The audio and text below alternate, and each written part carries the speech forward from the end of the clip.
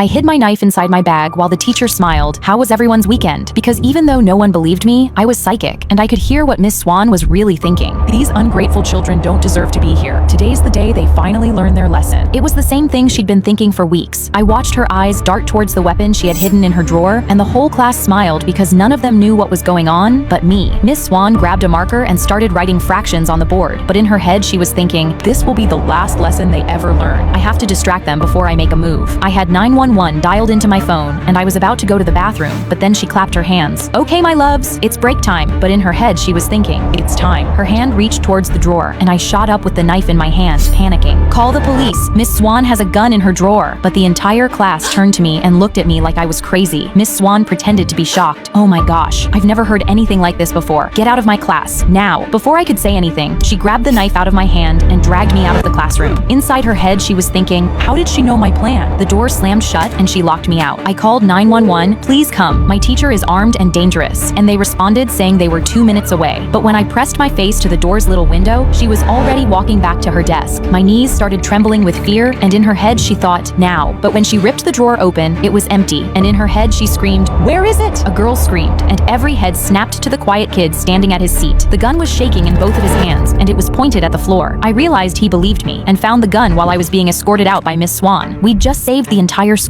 Suddenly, police shoved past me with their guns pointing towards him and screamed, drop it! Miss Swan collapsed against the whiteboard, sobbing and pointing at him. He had it in his bag. He was going to kill us. She was framing him. I pointed at her. It was your gun, you psycho. But the lead officer glared at me. You may not like your teacher, but don't falsely accuse her of something so serious. They walked him out in handcuffs past an officer wrapping a blanket around Miss Swan's shoulders. I lunged at them and tried to shove them off, but one of the officers restrained me. He was the school hero, and he was being arrested for it. I heard her think, you're next.